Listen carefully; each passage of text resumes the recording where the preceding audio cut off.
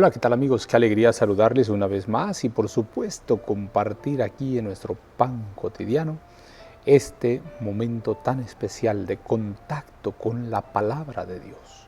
¿Te parece bien si oramos?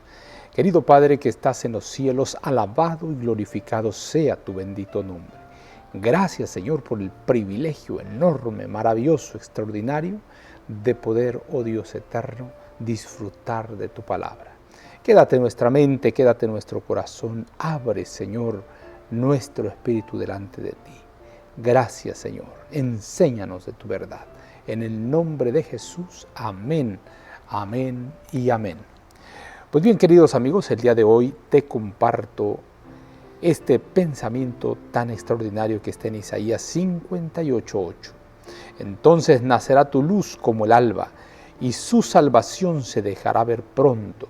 E irá tu justicia delante de ti, y la gloria de Jehová será tu retaguardia. Hoy te presento compartir la luz acerca del vivir saludable. Nuestros ministros deben llegar a conocer los principios de la reforma pro salud. Necesitan llegar a familiarizarse con la fisiología y la higiene. Deberían entender las leyes que gobiernan la vida física y su influencia sobre la salud de la mente y del alma. Miles y miles de personas saben poco acerca del cuerpo maravilloso que Dios les ha dado o acerca del cuidado que debe recibir, y ellos consideran de mayor importancia estudiar materias de mucho menor consecuencia. Los pastores tienen una obra que hacer aquí.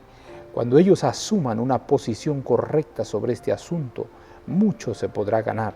En su propia vida y en sus hogares deben obedecer las leyes de la vida, deben obedecer los principios rectos y vivir en forma saludable. Entonces podrán hablar correctamente sobre este asunto, conduciendo a la gente constantemente a nuevas alturas en la obra de reforma. Viviendo en la luz, ellos mismos pueden dar un mensaje de gran valor a los que necesiten precisamente ese testimonio. Existen preciosas bendiciones y una rica experiencia que pueden obtenerse si los ministros combinan la presentación del tema de la salud con todas sus labores en las iglesias. El pueblo debe tener la luz sobre la reforma pro salud.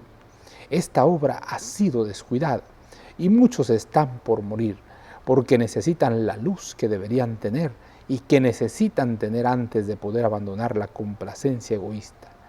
Los presidentes de nuestras asociaciones necesitan darse cuenta de que ya es tiempo para asumir la debida actitud en esta materia.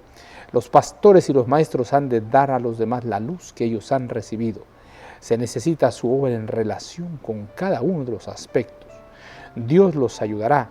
Dios fortalecerá a sus siervos que forman una firme posición y no serán desviados de la verdad y de la justicia para acomodarse a la complacencia propia. La tarea de educar en el ramo médico misionero es un paso de avance de gran importancia en la obra de despertar a los hombres y a las mujeres a sus responsabilidades morales. Si los pastores hubieran recurrido a esta labor en sus diversos departamentos, de acuerdo con la luz que Dios ha dado, habría habido una reforma más decidida en el comer, en el beber y el vestir. Ellos mismos y una gran cantidad de otras personas han estado sufriendo hasta la muerte, pero no todos han aprendido todavía a ser sabios. Consejos sobre el régimen alimenticio, página 543 y 544. Gracias, querido Padre, por esta luz maravillosa de tu palabra y del espíritu de profecía.